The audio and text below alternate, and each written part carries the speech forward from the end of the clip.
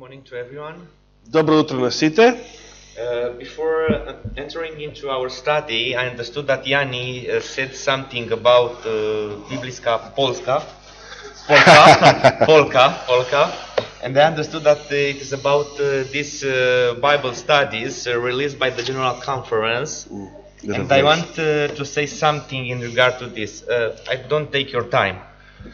Значи, додека зборуваше братот Јани, разбрав дека зборуваше нешто во врска со библиската полка, која што е издадена од одделението за саботна школа на Генералната конференција, и би сакал да кажам нешто во врска со неа. They were written by Ranko Stefanović. Значи, полката е напишана од Ранко Стефановиќ. They were approved by the General Conference Committee in regard to Sabbath School Department. Одобрено е од одделението за саботна школа при Генералната конференција. They were released and sent in divisions and unions to be translated all over the world. И текстот беше испратен до сите дивизии, до сите унии, да биде преведен на сите нивни јазици по целиот свет. But while the people were working to translate the studies, но додека се работеше на преведување на овие лекции од библиската полка, an email come from the General Conference, one of the responsible people from the General Conference Sabbath School Department, беше испратен еден имейл од страна на еден одговорен службеник во одделението за саботна школа при Генерална конференција, asking that the translators stop the work of translating the studies because it contains much error. Кој што побарал, значи тој службеник што го пратил овој имейл до сите унии, побарал од преведувачите да престанат со преведување на оваа библиска полка, бидејќи истата содржи многу грешки во смисол и толкувања. And they offer some correction to the manuscript. И значи отпосле биле понудени некои корекции во врска со самиот текст. But some of the studies were already translated and printed with the first manuscript it was, as is the case in Romania. Но како што беше случај во Романија, некои од библиските полки веќе биле и испреведени и испечатени со првобитниот текст.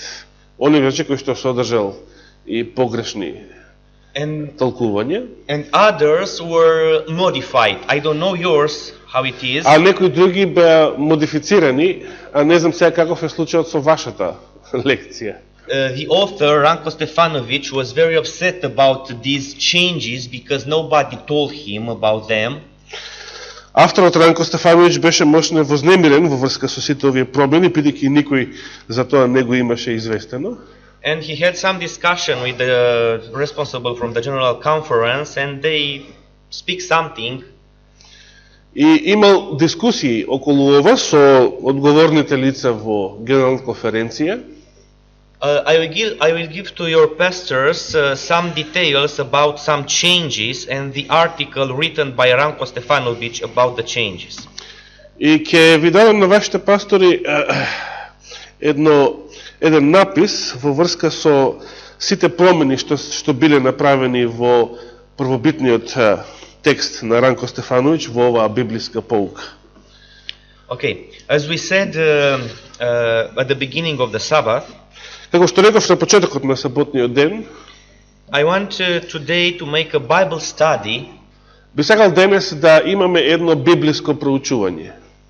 And I think Yanni asked you if you have the Bibles. И мислам дека Јани ве праша дали ги имате со себе вашите Библии. And I saw some hands raising the Bible, signifying that you brought the Bible with you.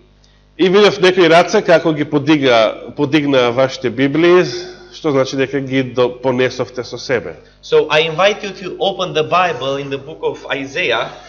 Ве повикувам заедно да отвориме во Библијата во книгата на пророкот Исаија, chapter 28, and we will read from there verse 10. 28 глава, Исаија 28 глава, каде што ќе го читаме 10 стих. It's the verse that you have it on the screen, but let's read it from the Bible, not from the screen. Го имате инаку самиот текст и на екранот, но да го прочитаме од вашите Библии, не од екранот. Значи 28 глава, 10 стих. Зашто се е, читам од ревидираниот превод јас, зашто се е заповед врз заповед, заповед врз заповед, правило врз правило, правило врз правило, тука малку и таму малку. Now, in this verse we have one of the most important principle in Bible study.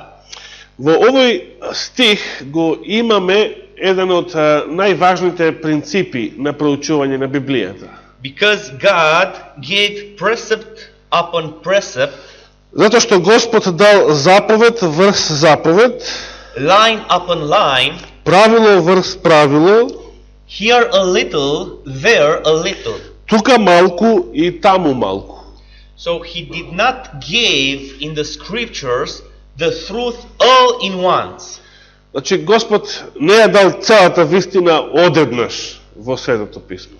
It is precept by precept, line by line. Значи таа е дадена, вистината е дадена заповед по заповед, правило по правило, постепено. A little here, a little there. Тука малку, таму малку. And this means that scriptures must be interpreted with scriptures. А тоа значи дека писмото треба да се толкува со писмото. One text being interpreted by the other if it is necessary. Значи еден библиски текст да биде толкуван со други библиски текстови, ако е потребно. This means that we must have the Bible verses in our mind in order to connect them with other verses of the Bible. Тоа значи дека треба да ги меморираме библиските стихови, за да можеме веднаш да ги поврзуваме со други библиски стихови. Оние што ги читаме, значи. What creates for us problems in understanding the Bible truths, Оно што обично создава проблеми за разбирањето на библиските вистини, is the fact that we are not concentrated to put in relation Bible verses one with each other. Е што често пати не го правиме тоа, пропуштаме значи да ги споредиме библиските стихови и да покажеме како стојат, во каков сооднос тие се наоѓаат меѓу себе. But if we will learn that we must do this, it will be very profitable for our study, knowledge and spiritual life. Но ако научиме да го правиме тоа, ќе ни биде многу корисно за нашето знаење и воопшто за нашиот духовен живот. So I propose for you a Bible study from Galatians. Затоа ви предлагам едно проучување на Библијата од посланието до Галатјаните. Galatians chapter 3, Галатјаните 3 глава, verses 15 till 19. Ќе читаме од 15-тиот до 19-тиот стих. Значи Галатјаните 3 глава, од 15-тиот до 19-тиот стих. We will read together. I will read also in English because I want to accentuate some points. Ќе читаме заедно, ќе го читам јас и англискиот текст, каде што сакам да нагласам некои моменти. Brethren, I speak after the manner of men. Значи почнуваме со 15-тиот стих. Браќа, зборувам како човек. Though it be but a man's covenant, yet if it be confirmed, no man disannulled or added thereto. И утврдениот човечки завет, никој веќе не го растура, ниту му додава нешто. So speaking after man's manner, Значи зборувајќи човечки, for all of us understanding, за сите нас кои што тоа го разбираме, Paul is starting to speak about a testament. Павле тука почнува да зборува за тестамент, односно се служи со пример од секојдневниот човечки живот. I don't know what is the word in your Bible, if it is covenant or testament. Covenant. It's covenant. Here. It's perfect. It's perfect. So, it's perfect. We speak about covenant. Не знам во вашата Библија. And we know that a covenant cannot be disannulled. Значи, како што знаеме, еден завет или тестамент, ако имате во вашите Библии таков превод, Now, verse не може да биде поништен. 16. Verse 16. Сега преминуваме на 16 стих. Now, to Abraham and his seed were the promises made. Но, ветувањата му беа дадени на Авраам и на семето негово. So we have a promise in a covenant made to Abraham and his seed. Значи, имаме ветувања во заветот, склучен со Авраам, и тие ветувања му се дадени нему, на Авраам, и на неговото семе. About seed, Paul is saying that it is Jesus. Во врска со ова семе, Павле толкува и вели дека се однесува на Исуса Христа. He said, not and to seeds as of many, but as of one, and to thy seed, which is Christ. Не е речено, вели тој, и на семињата, како за многу, туку како за еден, и на семето твое, кое е Христос. So Paul is speaking about a covenant made between God and Abraham. Апостол Павле, значи, тука зборува за заветот, што Бог го склучил со Авраам. In this covenant there was a promise made to Abraham and to Jesus. Во овој завет се наоѓало ветување кое што Бог му го дал на Авраама и на Исуса. It is clear? Дали ова до сега јасно? The promise was made to Abraham and to Jesus. Значи, ветувањето беше дадено за Авраам и за Исус, семето негово, значи Исус. Now, verse 17. Продолжуваме сега со 17 стих. And this I say, И ова сакам да го кажам, that the covenant that was confirmed before of God in Christ, дека заветот што Бог го даде, it is not Christ. It is different. Okay, the law, Go ahead. which was, you don't have the law. Read the I do. Okay. Read the full. Okay, the law, which was 430 years ago, cannot disannul.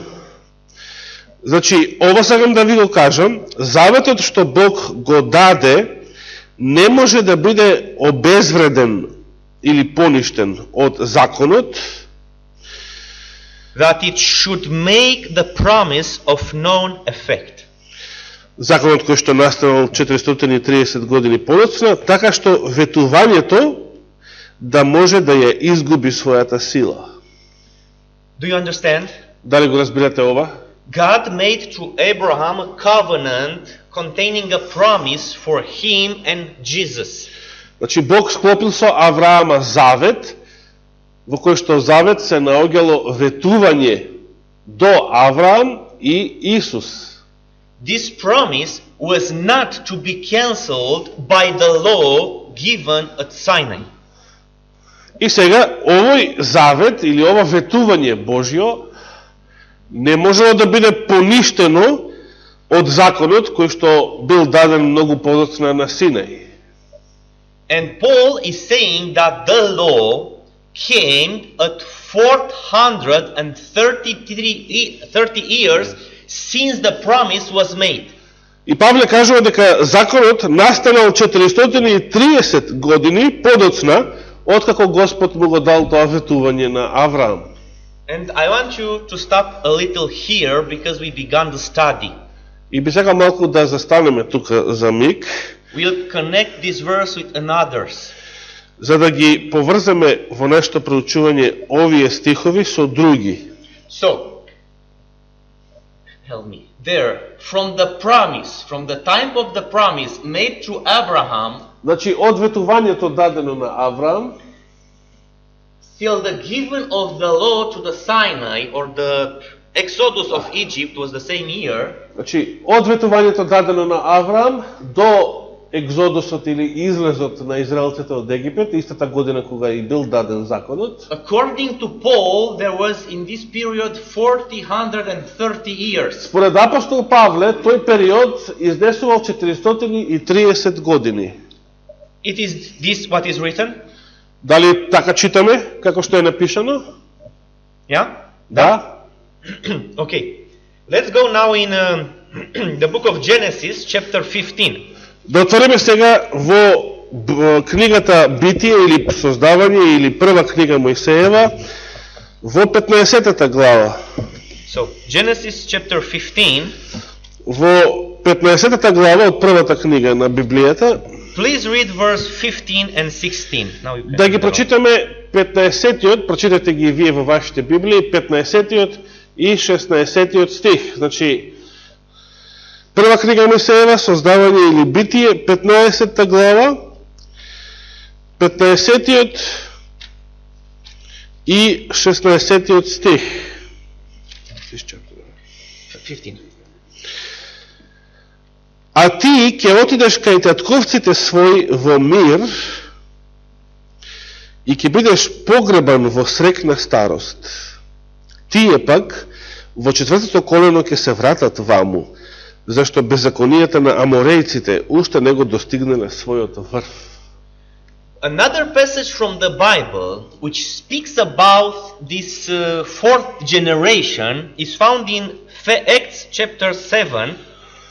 Има и уште еден текст во Библијата кој што го споменува ова четврто колено, а тоа е во Дела 7 глава, значи Стефановиот говор. Verses 5 and 6 especially. Дела 7 глава во 5 и 6 стих, особено 6. Значи Дела на апостолите 7 глава. И Стефан, значи, во својата проповед, кога зборува за Авраам, во 5 стих вели и во неа, во земјата, значи, ветената земја, не му даде наследство ниту една стапка земја, но вети дека ќе му ја даде на потомството негово и нему во посет, иако уште немаше деца. И сега 6. И му рече Бог вака: потомците твои ќе бидат населени во туѓа земја и ќе бидат поробени и мачени 400 години. Now, what these two verses are saying Што ни кажуваат овие два стиха? is that from the moment of entrance into the slavery, let's say, till the Exodus, we have 400 years. Дека од моментот кога израелците паднале во египетско робство, значи станале робови во Египет, до излезот, значи ослободувањето, поминале 400 години. Agree? Се согласувате? Now, let's go in Exodus chapter 12 and let's read from there verse 40 and 41. Да отвориме сега во Излез, втора книга Мојсеева, 12-та глава, каде што ќе ги прочитаме 40-тиот и 41-тиот стих. Значи Излез 12 глава, 40-тиот и 41-тиот стих.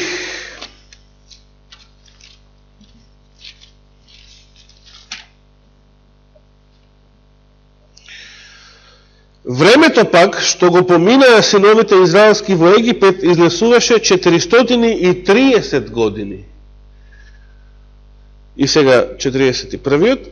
А кога се навршија 430 години, ноќе во истиот ден, излезе сета Господова војска од земјата египетска.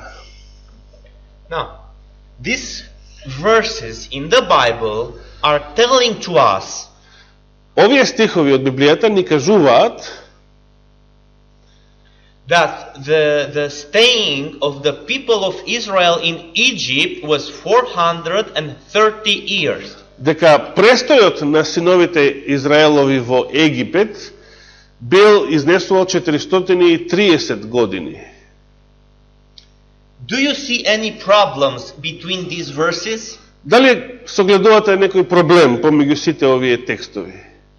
Those of Paul in Galatians 3:17 and this of Moses in Exodus 12:40-41. Значи, оно што го вели Павле во Галатјаните, што читавме, 3 глава 17 стих, и овој текст од Излез, 12 глава, 40 и 41 стих. Дали гледате некој проблем кога ќе ги споредите овие два стиха? Do you see something which is not okay, which is not okay? Дали гледате нешто што не е добро?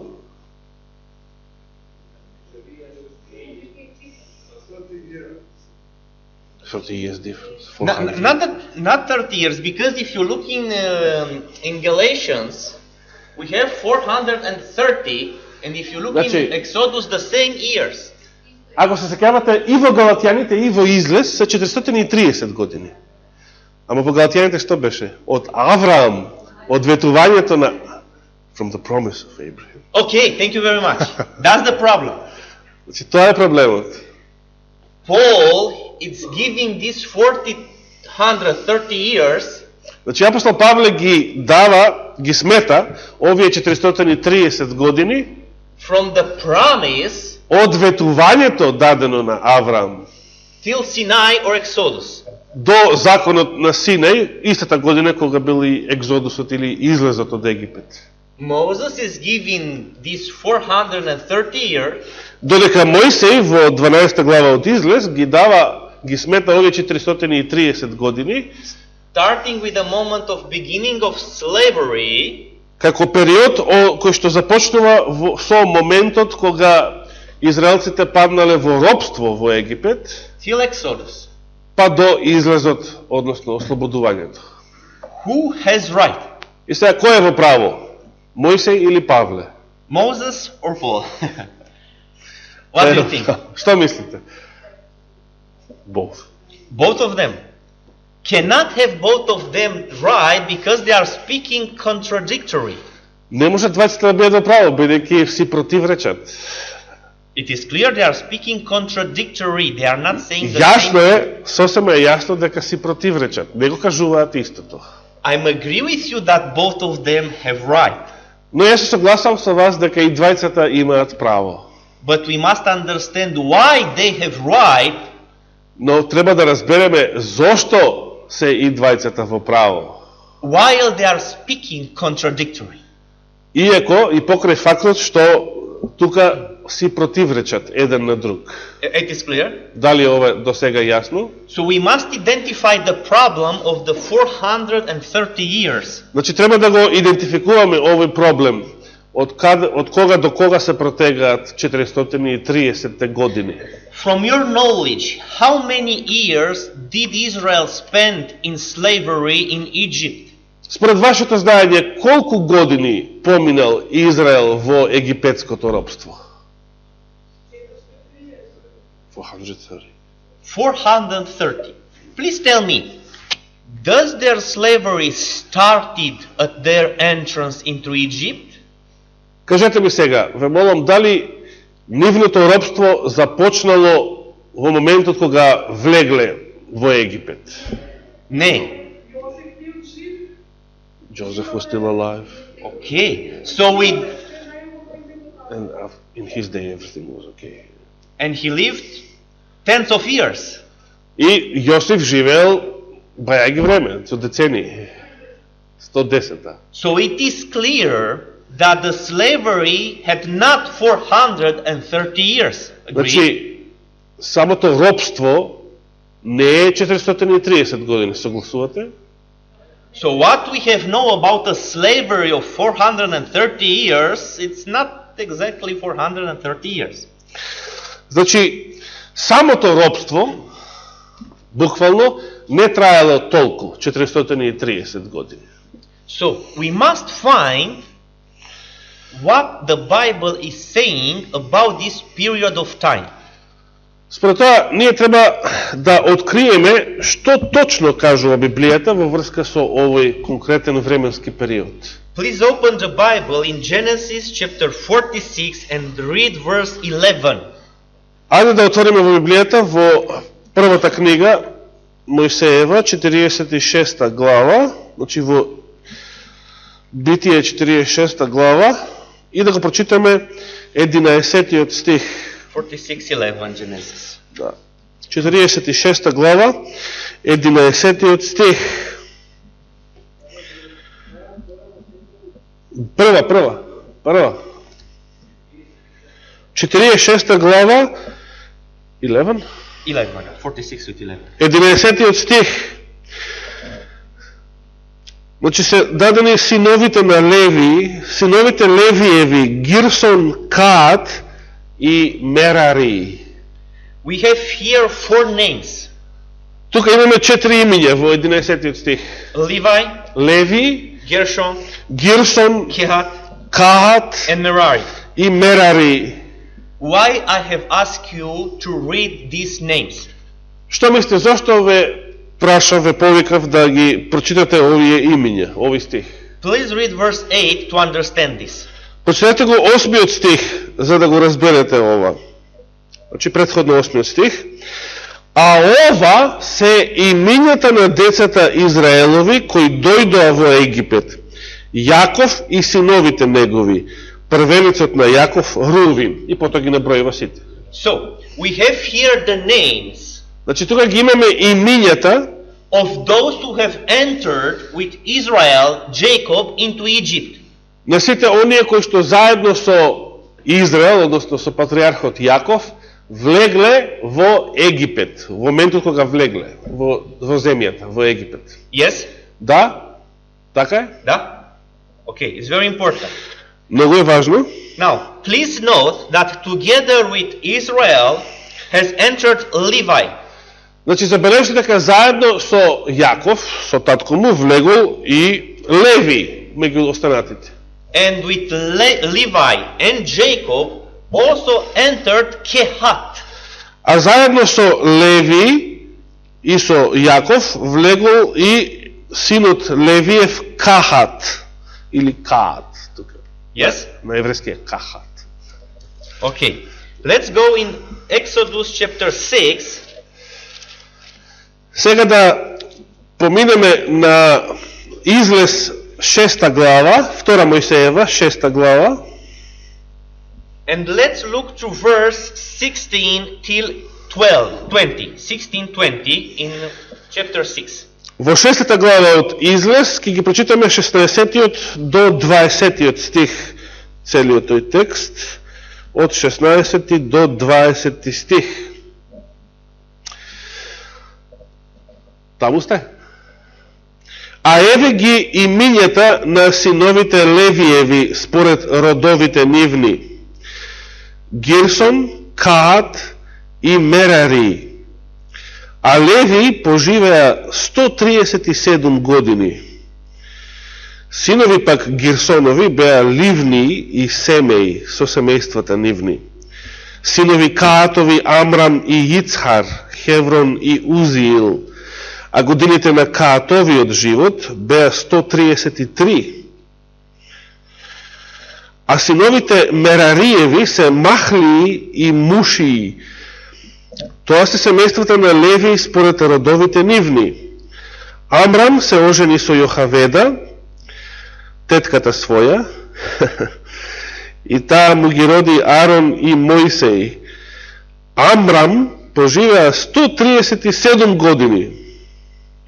Okay. So Levi, when he was going to Egypt together with his father, had a son named Kohat.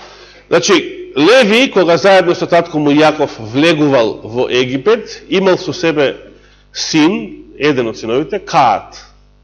Now, let's suppose Да претпоставиме that Kohat дека овој Каат was born in the year of their entrance into Egypt. Да представиме дека бил толку мал кога влегувале во Египет, што бил роден истата година, значи како бебе влегле во Египет. So he had only 0 years when he enters. Значи, понашо имал 0 години, односно бил во првата година од животот, кога влегол. Тоа е најрано можно да претпоставиме за него. So it's very important this thing. Ова е мощно важно да го согледаме. Why? Зошто? Because Kohat had a son named Затоа што и Каат имал син, како што прочитавме, Амрам. Amram. Yes, this Да. is the name Еден од of синовите. the son of Kohat. Значи, еден од синовите на Каат бил Амрам, таткото Мојсеев и Аронов. And let's suppose that when Kohat entered with his father and Jacob into Egypt, he was 0 years old. Значи, да предпоставиме дека кога Каат влегол во Египет, тој бил бебе, значи, бил во првата година од животот. And the Bible is saying to us that he lived 133 years. А Yes? Библијата ни кажува за Каат дека поживеал 133 години, точно? Yes? Точно? Okay, let's suppose that his son Amram Да предпоставиме дека неговиот син Амрам was born in the year of the death of his father. In the last year of his life. дека се родил, да предпоставиме дека се родил толку доцна Аврам, што се родил во годината во која што умрел татко му, Каат. What I'm doing, I'm maximizing the period. Значи, што правам со овие предпоставки? Колку што е можно го развлекувам, го зголемувам овој временски период помеѓу Аврам, да речеме, или Јаков и Мојсей. For sure we have a shorter period, but I'm going with the maximum. Значи, реалноста е дека имаме многу пократок период од моите предпоставки, но со предпоставките сакаме да го развлечеме колку што е можно подолго. Amram died when he was 137 years old. И Амрам се вели дека живеел 137 години. Amram was the father of А Амрам беше чив татко? Moses. Таткото на Мојсей. Let's suppose that Moses was born in the year when his father died. Да предпоставиме сега, и тоа е погрешно, но предпоставка, дека Мојсей се родил во годината во која што умрел неговиот татко Амрам. How old was Moses when he take the people and get out with them from Egypt? Колку возрастен бил Мојсей кога заедно со народот излегле од Египет? 80. So, 80 години. we have Kohat entering into Egypt at 0 years. Значи, го имаме Каат како бебе, според наша предпоставка, како влегува во Египет. He lives 133 years, И- dies, but before dying in the same year, he gave birth to Amram. Поживеал 133 години, но пред да умре последната година се родил Амрам, син му негов. Amram lives 137 years, Амрам пак живе уште 137 години понатаму and in the year when he dies, his wife и birth според, Moses. според нашата предпоставка и Амрам кога се родил во годината кога умрел татко му и по тие 137 години и тогаш и Мојсей се раѓа во годината во која последната година од животот на Амрам.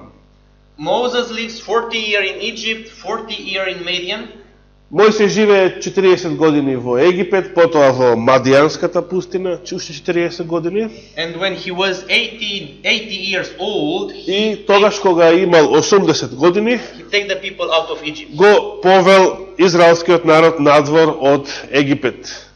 So 133 years of Kohat Значи, life, кога би ги собрале сега сите овие години, 133 години животен век на Каат, plus 137 137 of на Amram, Амрам и уште 80 на Мојсей, plus 80 of Moses are 350 years since entrance till Exodus. би имале максимално можни, а реалноста е многу помалку и од тоа, 350 години, каде по помалку од тие 430.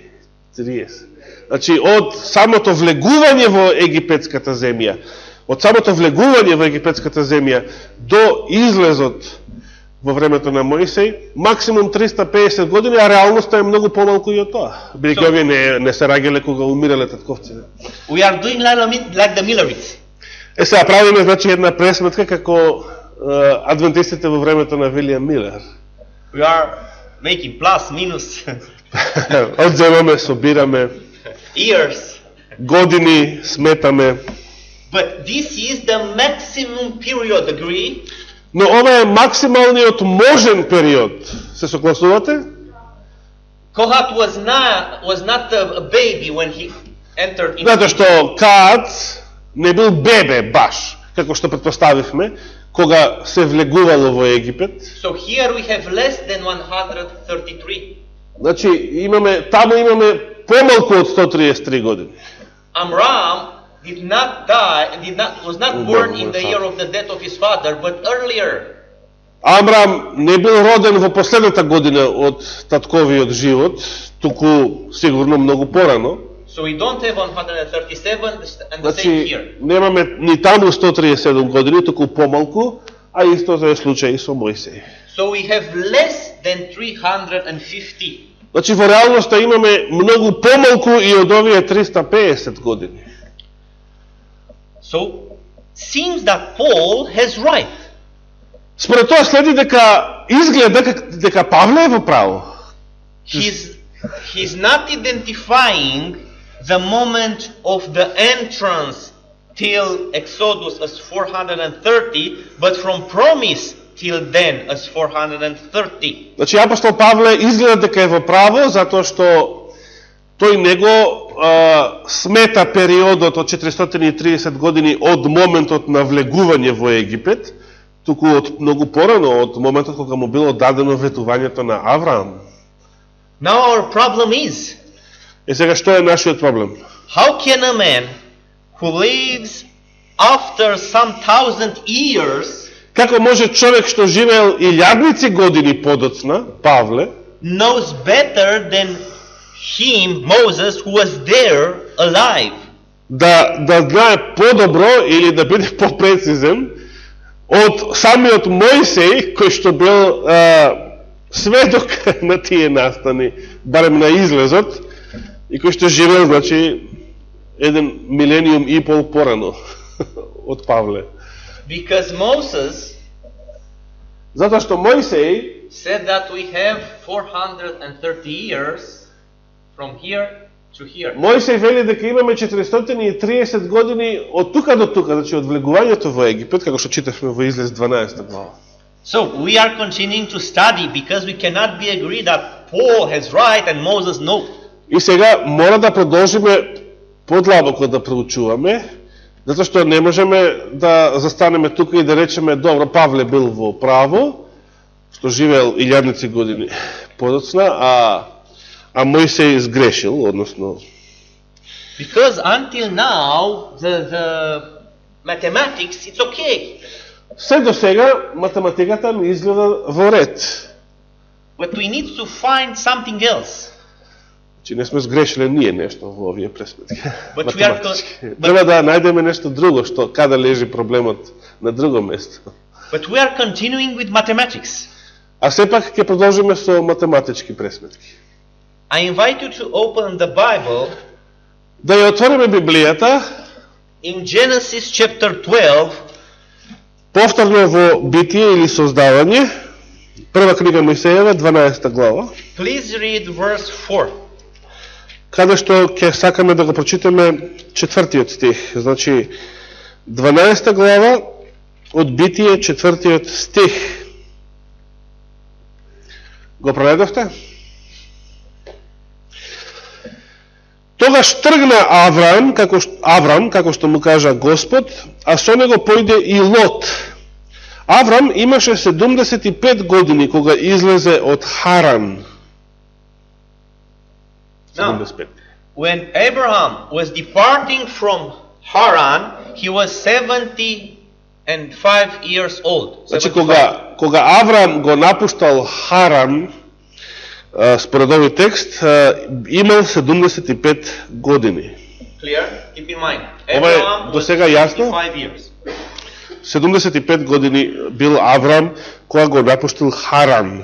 The Bible is not telling to us when God was spoken first time with him in Babylon. Библијата не ни кажува временски кога Господ првпат во Вавилонија или во Ур му се обратил на Аврама. And which is the period in which he was staying with his father in Haran. А исто така Библијата не ни кажува колку долго по напуштањето на халдеската земја Аврам и неговиот татко поминале, престојувале во Харан. Колку долго престојувале во Харан, не се кажува ни тоа. Moses is presenting the facts one after another, showing that it was not a big period of time. Мојсе ги наведува овие настани тука, еден по друг, како да сака да каже дека не поминало голем, многу време меѓу нив. And from this we can understand that when Abraham was 75 years old, he received the promise. И според ова, што би можел да заклучиме, дека тогаш кога Аврам и имал 75 години, не подоцна, тој го премил ветувањето, зашто подоцна во главата станува збор. Now, let's go in Genesis 21 verse 5. Genesis 21 verse 5. Да отвориме сега во 21 глава, малку понатаму, 21 глава од истата книга, кај што го прочитаме 5 стих. Дали сте таму? Прво Месеја 21:5. Авраам имаше 100 години кога му се роди синот Исак.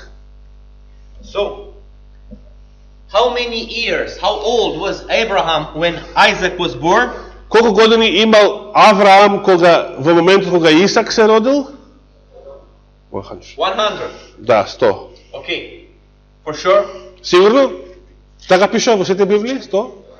Okay. Now let's find how old was Isaac when Jacob was born. Ајде сега да видиме колку години имал Исак кога се родил син му Јаков. The Bible tells this in Genesis chapter 25 verse 26. Библијата ова ни го кажува, ни го открива во 25-та глава, 26-тиот стих.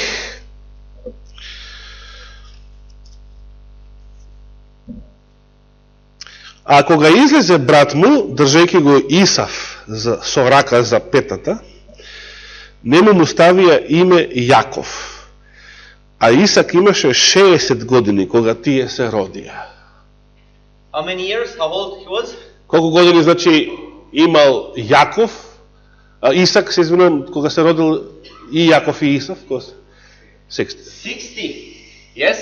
60. Do you remember how old was Jacob when he met with Pharaoh? А дали се сеќавате колку бил стар Јаков кога се сретнал со фараонот? We find this information in Genesis chapter 47 verse 9. Ова информација ќе откриеме во 47-та глава, 9-тиот стих. 47-та, 9-тиот. Значи кога влегол Јаков во Египет. 47 глава, 9-тиот стих. Што читаме тука? Го најдовте текстот? Му одговори Јаков на фараонот пред тоа го праша колку години имаш. Му одговори Јаков на фараонот: деновите на мојот живот на земјата се 130 години. Малку се, а беа и несрекни, и не ги достигнаа дните на татковците мои, колку што тие живееја. How old he was? Колку години имал во тој момент Јаков кога влегол во Египет? 130. So, now, 130. if I'm repeating with you the numbers, it will be very easy for me when I'm going to the market. And they are telling me the price in Macedonian. So I should do this often. Добро. Ке треба јас да ги повторувам често бројките на македонски, за да кога ќе пазарам да ми биде полесно. So Jacob was 130 years old when he entered into Egypt. He was already there at this age. Значи Јаков имал 130 години кога влегол во Египет. Според ова што учите. The promise to Abraham was made when he was 75. А ветувањето дадено на Авраам, рековме, било кога Авраам имал 75. So, Сега што? between the time of the promise Од времето на заветот или ветувањето дадено на Авраам, till the moment of entrance into Egypt, ако ги додадеме овие години на татковство или возраст на татковство, до моментот на влегување на Јаков во Египет, we have имаме што? 25 years Тука имаме 25 години before the promise and the birth of Isaac, помеѓу ветувањето и раѓањето на Исак, 60 years уште 60 Исакови години до раѓањето на Јаков, till Isaac gave birth to Jacob, до кога се родил Јаков, and 130 years when Jacob is in Egypt. и уште 130 години до моментот кога Јаков влегол во Египет. So 25 plus 60 plus 130. 25 плюс 60 плюс 130 е еднакво на How much? колку? 250, meaning less than 300. Значи, вкупно 250 години 215. Многу помалку, значи уште помалку од тие 350, што ги пресметавме според нашите погрешни предпоставки. Now, until now, the study it's consistent. Дали до сега нашето библиско проучување е доследно? It's saying the same. Дали се согласувате, дали е исто со вашите пресметки? Using this period of time, Користејќи го овој временски период, we have find that their living in Egypt was less than 350. дека нивниот престој во Египет бил многу пократок од 350 години. Using this, we find that from the time of promise till the entrance in Egypt, we have 215. А според овие пресметки десно што ги имавме, гледаме дека од ветувањето до влезот во Египет поминале само 215 години. So, if Paul has right, ако апостол Павле имал право, како што се согласивме, we have 215 years before entering into Egypt, имаме 215 години од ветувањето до влегувањето во Египет, на Израел во Египет, and 215 years till the entrance to Exodus. и од таму уште 215 години од влегувањето во Египет до излезот во времето на Мојсеј.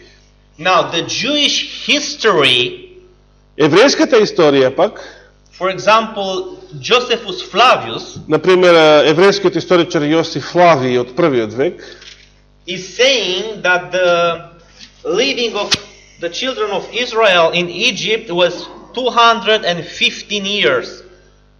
самиот Јосиф Флавиј потврдува дека синовите Израелови престојувале во Египет 215 години. You can find this information in Jewish antiquities. Ова информација може да најдете во неговата книга Еврејските старини.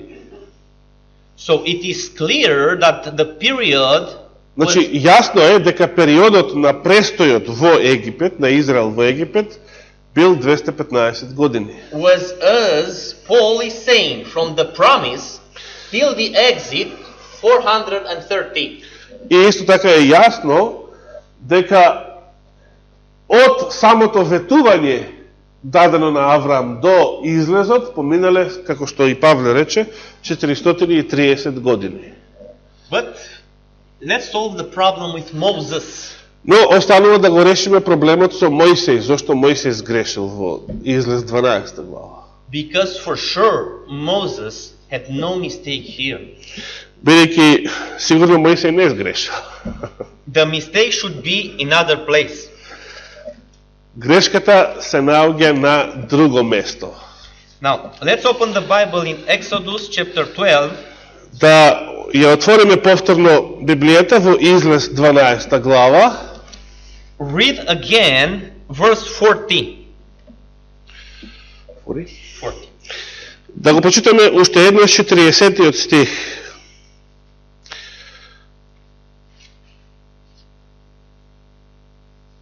Значи, Излез 12 глава 40 стих. Го најдовте? Дали Мојсей прави грешка сега тука? Да се увериме уште еднаш.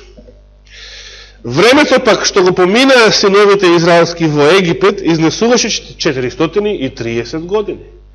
So it is clear here Moses is saying that the sojourning of Israel into Egypt was 430 years. Дали е јасно дека тука Мојсей тврди во 40 стих дека престојот на синовите израелски во Египет изнесувал 430 години.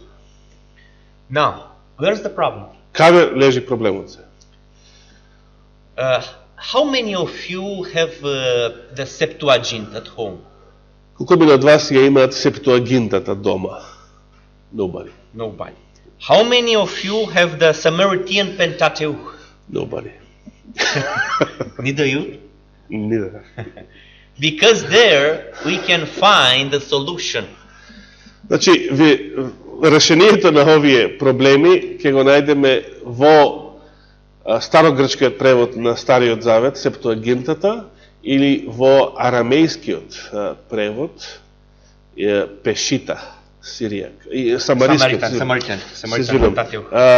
во самариканското пето книжие. Самариканите само 5 книги Мојсееви ги превеле од Стариот Завет. The Orthodox Church use Septuagint. Православната црква ја користи и ја смета за веродостојна Септуагинтата. It's not a good translation in generally. Општо земено, Септуагинтата не е баш некој добар превод. But in our problems, it solves it. Меѓутоа, во овој конкретен случај го решава нашиот проблем. I will try to say to you how it is written, this verse, Exodus 12 with 40, in these translations. И би сакал да споделам со вас како е напишан 40-тиот стих во Излез 12 глава во овие два преводи, значи во Септуагинтата и во самариканскиот превод. I start with the Samaritan Pentateuch. Ќе започнем значи со петокнижието самариканско. The sojourning of the children of Israel and their parents.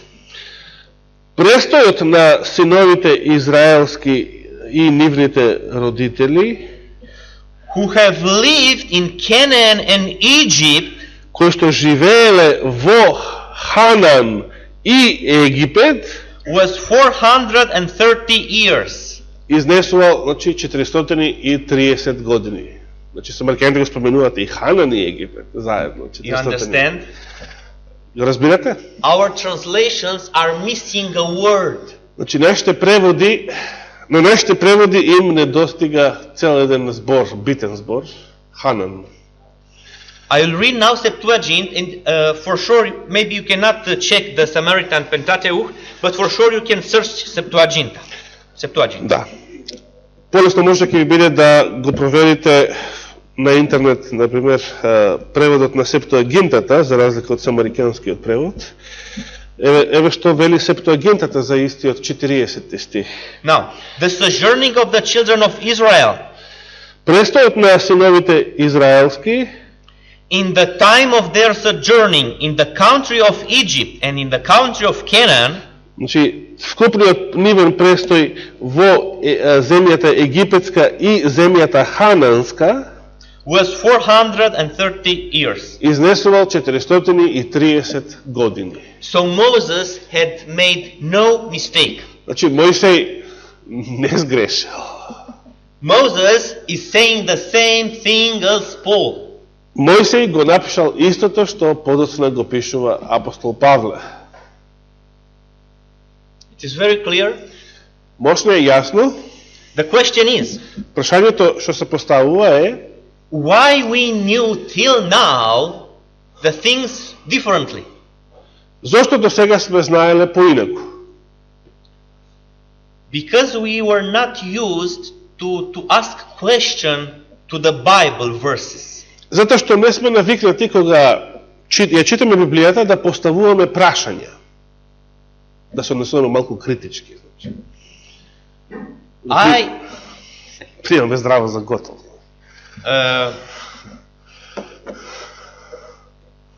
I don't know if it is a thing in connection with shame. If we should be ashamed by Не знам the fact we don't know. дали е до можеби чувство на срам да поставуваме прашања во врска со наводни библиски контрадикции или дали се плашиме да покренуваме такви прашања.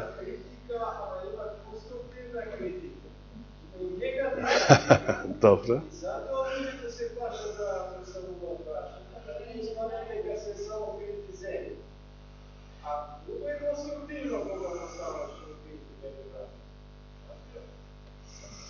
I understood something, but the idea is not connected with the critic of the text, historical, contextual, critical of the text. Прашањето не се однесува на историскиот критички метод кон библискиот текст. The problem is that we don't have the willingness or something like this to study the Bible more. Проблемот е што ние лично ни не достига волја или интерес подлабоко да ја проучуваме Библијата. We like to be entertained with Тоа што го sermons. читаме. Значи полесно ни е да сакаме да не забавува проповедникот со неговите проповеди во црква. Да го слушаме што зборува другите, значи. А не самиот да проучуваме. We like to be entertained with songs. Сакаме да не забавуваат во црква со разни песни, например. We like to be entertained with programs in the church. Или со различни други програми во црквата. We like to be entertained with food after the programs. Или после сите тие програми да уживаме на поставената трпеза, во храната. And when we know that we have a lunch after the sermon, и особено кога знаеме дека не чека ручек по оваа проповед. Our mind, brother Borche said already, our mind is рече there. дека нашиот памет е уште пред крајот на богослужението насочен натаму. After 10 minutes since the beginning of the sermon, the sisters are thinking at what hour they should leave to prepare. Понекогаш, значи, дори 10 минути по почетокот на проповета, сестрите размислуваат кога треба да излезат за да ја подготват, да го подготват ручекот. And they are staying 15-20 minutes thinking that they must go to prepare the food. И понекогаш поминуваат цели 15-20 минути не обрнувајќи внимание на проповета, туку размислувајќи за храната, како да се подготви се на And with 10-15 minutes before this, they go to prepare the food. И потоа излегуваат по тие минути и уште пред да заврши богослужението ја подготвуваат храната. And when the men and the children see this, и кога останатите, мажите и децата го гледаат тоа, their mind is at the food. И нивните мисли се насочуваат кон храната, кон ручекот. Which is preparing them. Кој што се подготвува. I give you an example. I can give you more. Значи ова е само еден пример, а би можеле да ви дадам и повеќе. Because you don't have food always in every Sabbath. Затоа што немате, се разбира, заеднички ручеци секоја сабота. But I'm sure that you have problems left at home and you are hurrying to go back to them. Но понекогаш се случува во други саботи кога немате заеднички ручек да имате некој проблем што сте го оставиле дома, па мислите на него за време на богослужението, например. So our thoughts, our mind is not on the Bible texts to Со други question зборови, them. нашите мисли не се секогаш насочени на библискиот текст, па и да го анализираме, да размислуваме за тоа што го зборува проповедникот и така натаму. But to other problems that we have. Туку често пати за време на служба нашите мисли летаат кон некои други проблеми кои што си ги имаме. But I want we to learn a lesson from this. Но би сакал од сето ова да научите една важна лекција. When we will solve the problems of the truth of the Bible and understand it for ourselves, Кога ние ќе ги решаваме овие проблеми поврзани со Библијата, кога ќе ги решаваме ние лично со нашето проучување, God will be ready to be with us in our problems and solve them. тогаш и Господ ќе биде подготвен да биде со нашите други лични проблеми и ќе ги реши истите. How do I found about this thing? Како јас го открив сето ова? Don't imagine that I'm a guy who is always with the scripture in the hand and asking questions. Значи, немојте да замислувате дека јас сум тип кој што секогаш сум со Библија во рака во секое време и постојано си поставувам прашања во врска со Библијата, со библискиот текст. I'm not. Јас не сум тако. But I have an advantage that also you can have. Но имам една предност која што и вие може да ја имате. Studying the Bible with others, Проучувајќи ја Библијата заедно со други, it is necessary to respond to their questions. се појавува потребата во такви ситуации, значи интерактивно, да се одговараат прашања поставувани од други. And what I was seeing in my experience is И оно што јас го согледав од моето лично искуство е that every one of the people are thinking differently and asking differently about the text of the Bible. дека разни лица, разни луѓе размислуваат поинаку, различно и различно прашуваат, поставуваат различни прашања во врска со Библијата. One see a thing, the other another. Еден гледа една работа, друг гледа нешто друго во Библијата.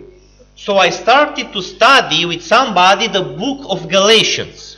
И јас започнав групно во друштво со други лица да ја проучуваме заедно посланието на апостол Павле до Галатјаните. And they understood that is not something clear with 4:3:0.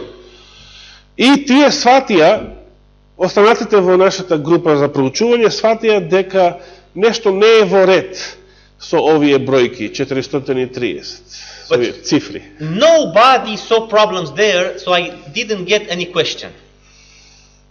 They did or did? No, any question. I didn't receive any question because they didn't observe the problem. Добро.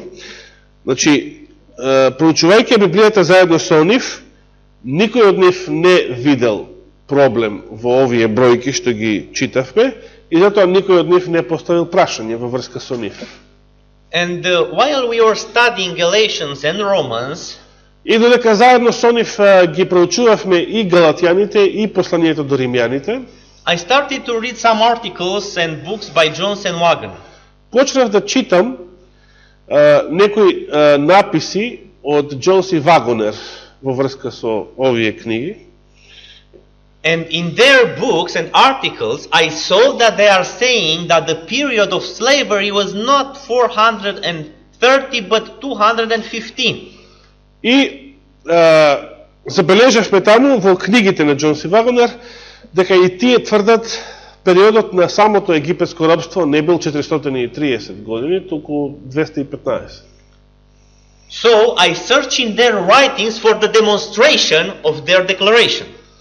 И ги почнав да ги истражувам нивните списи за да откријам врз основа на што тие го тврделе тоа. I didn't find it. И не можев да најдам ништо. And I searched for it, I don't find it. I didn't find it. Ги претражував нивните книги, нивните написи и никаде не можев да најдам образложение врз основа на што тврделе дека самото робство во Египет траело 215 години. I told to my wife about this problem, Го споделив со мојата сопруга овој проблем. and she said, let alone the subject, it's too complicated and you cannot demonstrate this, let it alone. И таа ме советуваше, баталија, оваа тема премногу е комплицирана, не можеш да разбереш, едноставно. Постави ја на страна. Take care of other subjects. Проучувај други теми. But I couldn't. Но јас не можев.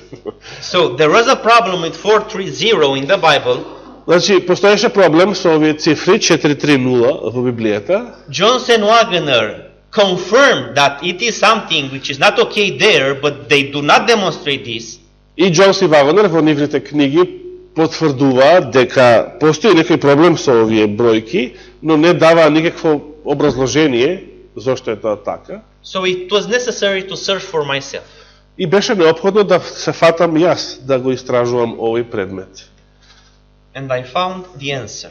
И го најдов одговорот. Seek and you shall find. Барајте и ќе најдете. Don't seek and you won't find. Ако не барате, нема да најдете. It's very simple. Многу едноставно, не? But when you find a treasure in the Word of God, you are very happy. Но кога ќе откриете бисер или благо во Божјето Слово, ќе ве обземе голема радост. And you are willing to share it with others. И тогаш сакате, посакувате да го споделите тоа откритие со другите. And by the way, I haven't shared this with anybody except of you. И досега ова проучување не сум го споделил со никој друг освен со вас. So I will see if your reactions are good and you will begin to study more.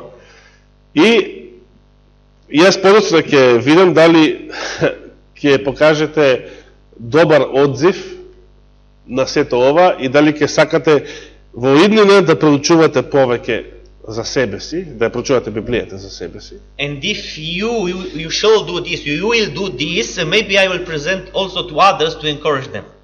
И ако го видам тоа кај вас, дека ова проучување ќе ве поттикне за себе лично повеќе да ја проучувате Библијата, тогаш ќе одлучам да го споделам и со други.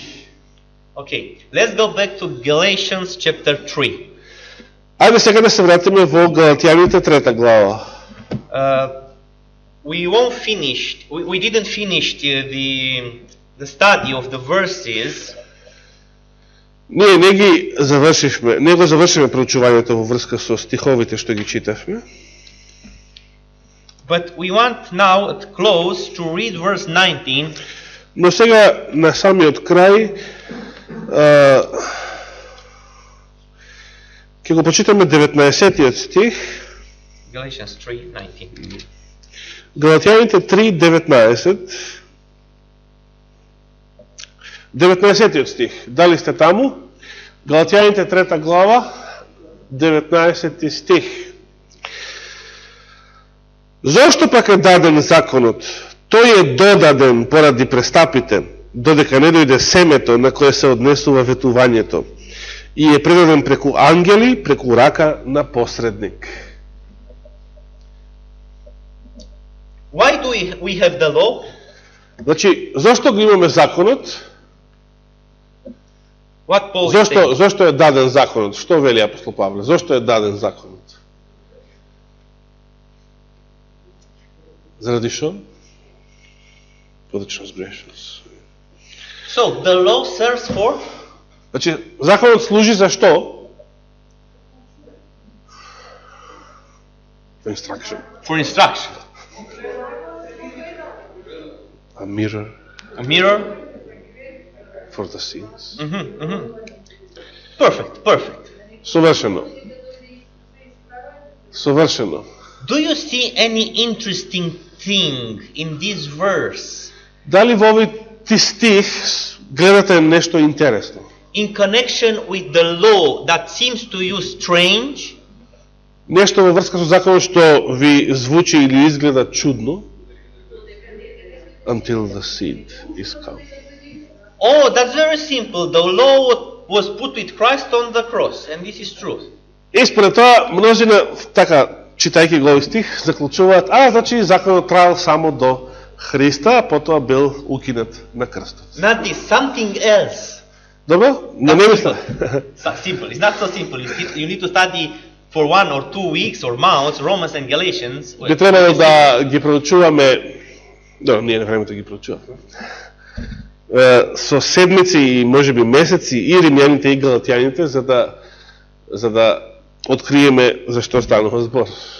But another problem, another one. No, Not a problem, another thing that is coming to your mind when you read. Има нешто друго како проблем, можеби што ви штрчи или ви изгледа, ви доаѓа на ум во овој стих, дали гледате некој друг проблем? That the law is added. No, it was added. Не, и тоа не е проблем, навистина бил додаден. God did not intend to give them the law. Бог првобитно не планирал да им го даде. So it's added. Навистина е додаден. No, something else. Нешто друго барам.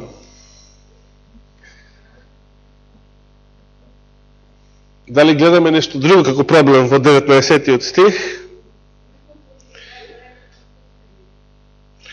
That it was given through the hand of a mediator.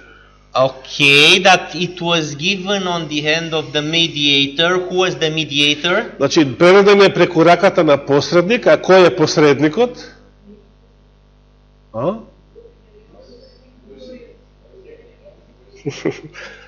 There is no mediator. And some say Moses. Moses, okay. Moses gave the people the law from God. Значи, Мојсей им го дал законот од Бога на народот. But look in the verse. А не е баш точно, бидејќи Бог го изговорил законот. Angels, the angels. Ангелите. It was ordained by angels. Законот бил предаден преку ангели. Angels? And Stephen mentions that. Yeah. Stephen also is mentioned. Да. Реков дека и во Дела 7 глава и Стефан го кажува истото. Дека законот им беше даден. Let's read. It's 7. Дела 7 глава, да се вратиме повторно. 53. Вие што го примивте законот преку ангелите, а не го одржавте, така им се обрати Стефан на водачите израелски во Синедрионот. Yeah. So which was the role of angel at Sinai? Каква била улогата на ангелите на Синајската гора? We have a psalm about this. Значи, нешто видовме во врска со ова. But now we won't make a Bible study. Сега немаме време да направиме цело едно библиско проучување на оваа тема. We don't have time for this. Немаме време за ова. But I will tell you what Ellen White said to G.B. Starr. Но ќе ви кажам што му рекла Елена Вајт на оној проповедник G.B. Starr.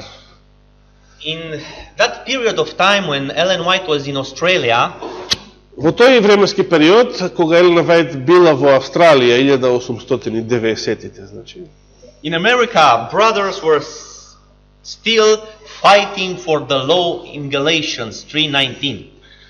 Во Америка браќата се уште дебатирале, буквално се бореле, војувале околу значењето на законот во Галатјаните 3:19 или воопшто во Галатјаните. G.B. Starr was with Ellen White in Australia, and for him it was clear the facts regarding the law. G.B. Starr се наоѓал заедно со Елена Вајт во Австралија и за него било јасно како треба да се толкува законот во Галатјаните, значи исто како Джон Си Вагон. So he had not problems with the law. Значи тој немал лично никаков проблем со законот. But he did not understood the role of the angels at Sinai. Меѓутоа не ја разбрал добро улогата на ангелите, каква улога играле ангелите на Синај. And he asked Ellen White, Sister White, which is the role of angels at Sinai? И ја прашал Елена Вајд, сестра Вајд, каква била улогата на ангелите на Синај? And she's asking him, you have not read the Psalms? И таа му возвраќа и му вели, зарем не си ги читал псалмите? And she explained to him, И потоа му објаснила. at Sinai, На Синај God ordained the angels to make a tent. на Синајската гора Господ им заповедал на ангелите, тие ангелите со своето тело, да формираат еден шатор. Around Sinai and where the people were staying. Значи, ја покриле целата гора околу врвот, значи Синај, помеѓу, значи ангелите, значи тој ѕид од ангели бил помеѓу гората Синај, каде што Господ се слегол, и народот што стоел на подножието на гората. This angel were staying one upon each other, Ангелите стоеле, значи биле видливи за народот, еден врз друг качени, with the wings opening. и нивните крилја исто така расширени, отворени. And God tell them that if И Господ им рекол дека a demon ако некој демон or animal или животно of another person who is not there from the people или некој странец, некој тугинец, некој друг, intends to enter in the tent, и се обиде да ја помине таа граница и да влезе внатре во шаторот, to be killed immediately. веднаш да биде погубен. Why? Зошто? Зошто Господ заповедал такво нешто? Тоа го читаме во Библијата. Because God wanted that when He speaks the law, Затоа што Господ сакал, тогаш кога ќе го изговара законот, no demon to be there near the people, ниту еден демон да не се наоѓа таму, во близина на народот, ниту еден демон да не се наоѓа. to whisper in the ears of the people the devil's words. За да им дошепнуваат на луѓето ѓаволштини, односно So God wanted that сомнежи или било какво непријателство кон Божјото Слово. God wanted that there only His words to be heard by the people. Значи Господ сакал само неговите зборови да бидат чуени од страна на народот, ништо да не го одземе нивото внимание. Only the pure word of God Само чистото Божјо Слово да биде чуено од страна на целиот народ. Do you understand how important is for us to have the mind clear? Дали разбирате колку е важно за секој еден од нас умот да ни биде чист? When we read the Bible, Кога ја читаме Библијата, умот да ни биде чист. we need to pray for the Holy Spirit to help us when we read and study the Bible. Ние треба да се молиме за Светиот Дух да ни помогне во нашето разбирање додека ја читаме и проучуваме Библијата. Why? Зошто? Because when we read the Bible, Satan may come near us and tell us his words. Зошто треба да се молиме пред да ја читаме, проучуваме Библијата? Затоа што Сатаната може да дојде, некој демон, да дојде додека ја читаме Библијата и да ни дошепнува некои негови мисли во врска со тоа што го читаме. Ellen White explained this to G.B. Starr, saying, Елена Вајд му го објаснила ова на G.B. Starr, велејки му, that she was writing testimonies to some brothers and sisters.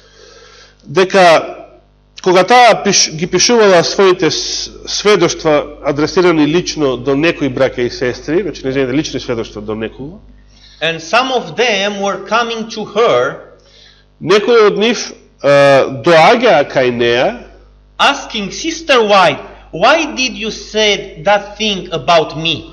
и ја прашувале, кога ќе се сретнале со неа лично, сестро Вајд, зошто зошто сте го напишале ова за мене? And she said, when I'm told this thing about you? Ја таа ќе ги прашала, а кога сум го рекла јас тоа за вас? And the people said, that man said, in the testimony that you have sent to me. Па, сте го напишале тоа во сведоштвото што ми го испративте. And she said to him, I never said this thing about you. Елена Вајт одговарала, јас никогаш не сум го кажала ова во врска за тебе. No, you said it is written in the testimony. Ама како не, кога стои запишано во твоето сведоштво, напишано е. And she said to him, go, take your testimony and bring it to me. И таа ќе му речела, оди, донеси го сведоштвото, или односно писмото, што го примило од Елена Вајт, и донеси ми го, да го донесе на Елена Вајт писмото, да види конкретно што било напишано. So the man went with the testimony to her. И човекот ќе се вратил дома, ќе го земел писмото, што Елена Вајт му го напишала, ќе се вратил кај неа. And he started to read from the testimony. И ќе почнал да чита, значи гласно од сведоштвото. And she said, where is written what you said that I have said? И сега таа ќе го прашала, каде е запишано ова, дека сум го рекла за тебе? Here, somewhere here. For sure, I know that I have read here. И човекот ќе пребарувал по целиот текст и тука некаде беше, тука го прочитав. But I don't find it now. Но сега не можем да го најдам. And Ellen White told him, И тогаш Елена Вајт му рекла, don't search for it. Немој да бараш повеќе. I never said something like this. Јас никогаш не сум изјавил, не сум напишала такво нешто. But I'm sure that I have read in this testimony, the man said.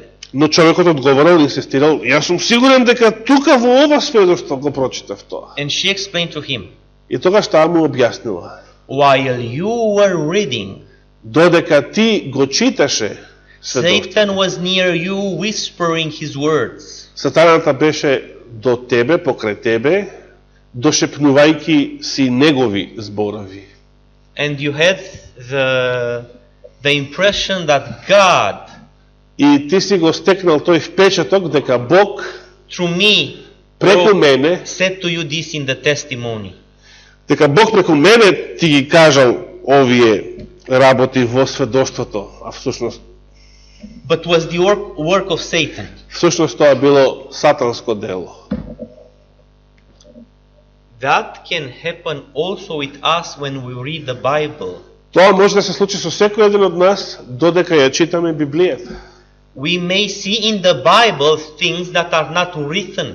Ние може да се случи да видиме во Библијата нешто што не е напишано таму.